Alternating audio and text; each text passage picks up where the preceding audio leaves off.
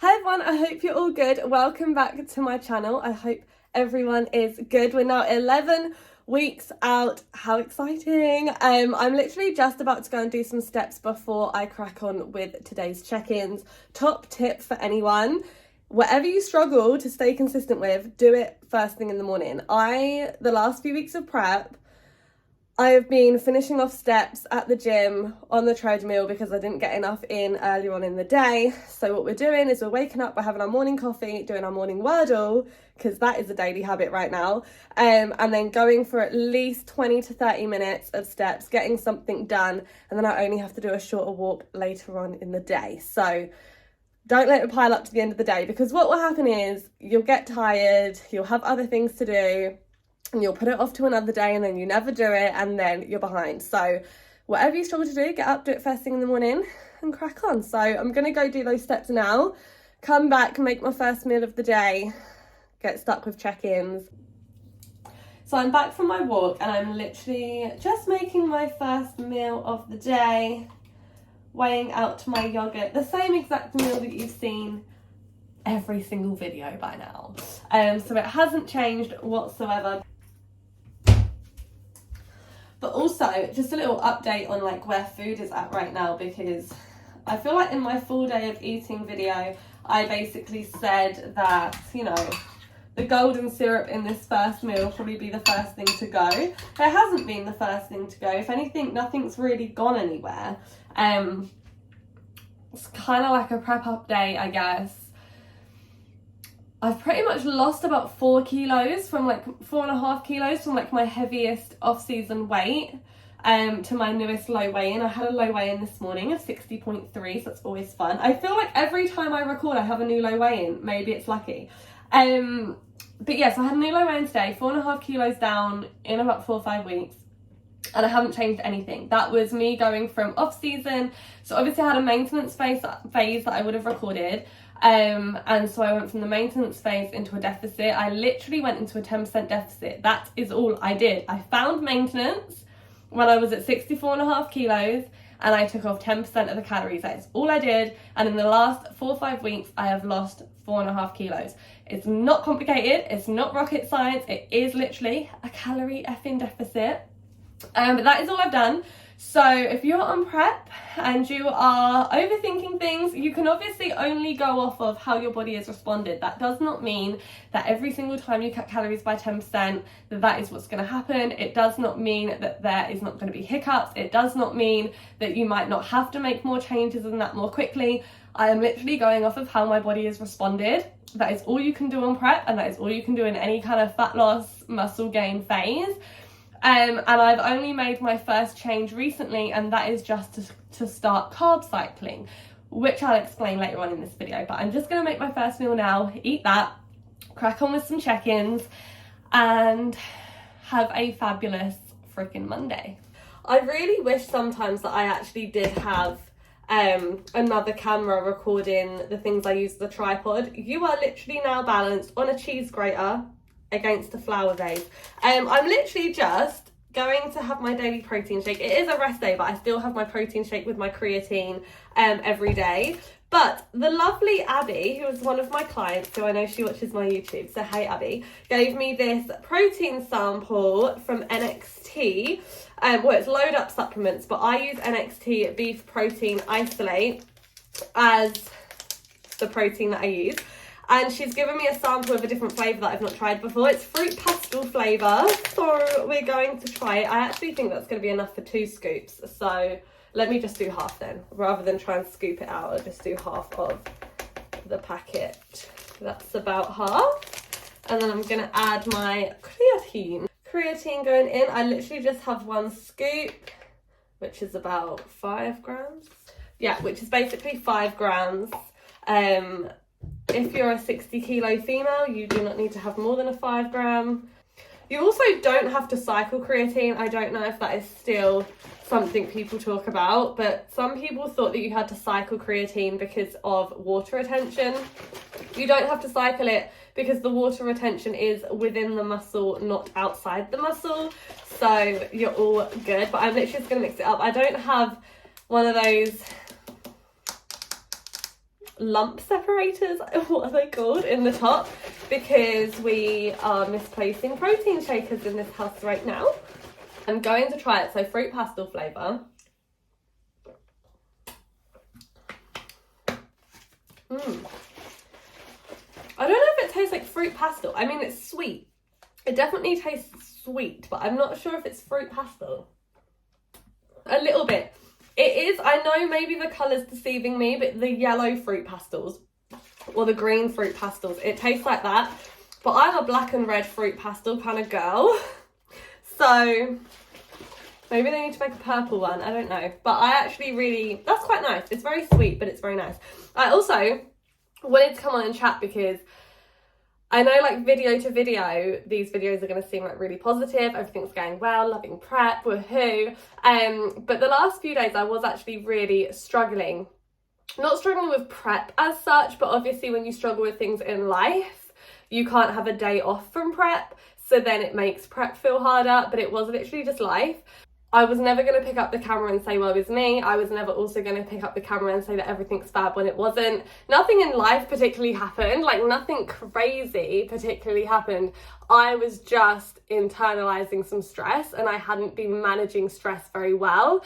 My lovely, wonderful, handsome man had to give me a bit of a head wobble, be my rock for a couple of days, ground me a little bit and sort my head out, which we all need at times, and I'm obviously the person that does that for a lot of people as I'm their coach, but sometimes it's good to have that for yourself, the person that does that for yourself. And the biggest thing that I did in order to do that, took some downtime, took some time for myself, setting myself some boundaries. The biggest thing that I am shit at as a coach and with running my own business is I'm shit at switching off. I don't feel like I will ever switch off. I have always said I need to have Sundays off. Don't work Sundays.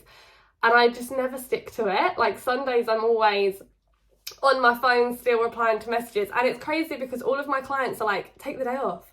Don't reply to me. Reply on Monday. And I still will be like, I'll reply. But yesterday, which was Sunday, I did take the day off. I did a lot for myself and I planned for my week ahead. And already today, Monday, I'm so much more productive. I've been able to be a better coach today because I took yesterday off. And I feel like I'm always giving out that kind of advice and never really taking it. And this weekend I'm glad I did take it. I had a couple of days of a head wobble. Nick knocked me back into reality. I took some downtime and already this week I am the much better coach, the much better athlete and the better girlfriend and everything that I could be. So word to the wise, don't let your stress get away. Acknowledge your stress, accept it, and then learn to manage it and know what you need to do. Set your boundaries. That doesn't make you a bad person. It doesn't make me a bad coach for having a Sunday off. It makes me a better coach, and that's what you have to remind yourself. So if you're ever in prep and you're feeling the same, you feel like you're being a bad athlete if you have a rest day, unless of course your coach has given you cardio every bloody day. There are certain things you have to do for yourself. You cannot pour from an empty cup. So I'm going to go and enjoy my fruit pastel protein shake and see you later. Hello, I'm just on my way to the gym. I've got an upper body day today. I'm probably going to film some of it as well and some of my shoulder rehab that I've been doing. Got my protein shake post-workout meal with me. Obviously, I'm not really a pre-workout type of person. Don't really take pre-workout unless I'm really balls deep into a deficit. I think if you're eating enough, you have your morning coffee and you're sleeping enough, you shouldn't really need it. And the only reason you'd probably need it is if you are obviously balls deep into a deficit, which I am not yet. So I'm not using pre-workout. Not something I really use often. But I'll let you know when I add it in because I'm sure I will at some point. But let's go to the gym, train upper and get massive.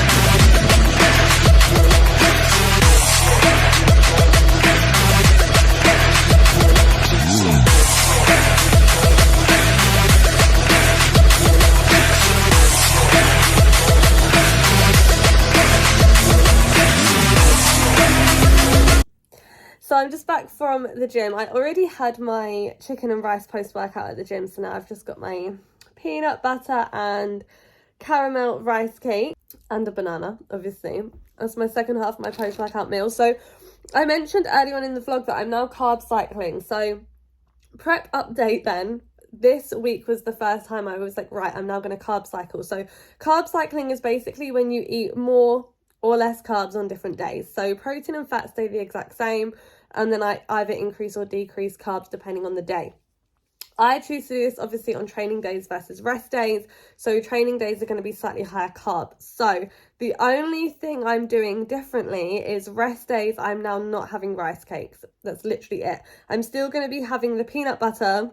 I still haven't decided if I'm going to put the peanut butter in a different meal or just have the amount of peanut butter off the spoon out of the jar. I'll probably do that instead.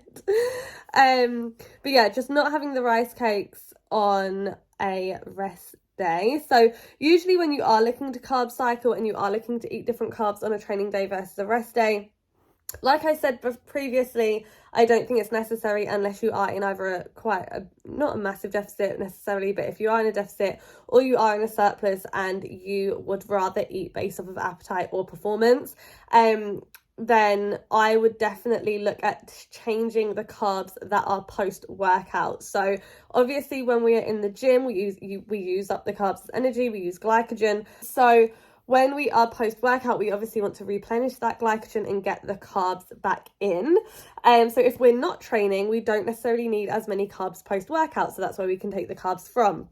It can obviously also be an appetite thing. Some people are a lot hungrier post-workout after a workout than if they don't work out. So obviously if you weren't looking to necessarily step on stage and you were just in a fat loss phase, or you were in a surplus and you needed to hit an average calories, you could do it based on appetite as well. You're hungry on training days, you can have extra carbs post-workout, and then rest days slightly lower. It can make it more manageable basically. So that is what I'm doing. That is the only change I've made. And the only reason I have made that change this week isn't necessarily because progress has slowed, because progress hasn't slowed.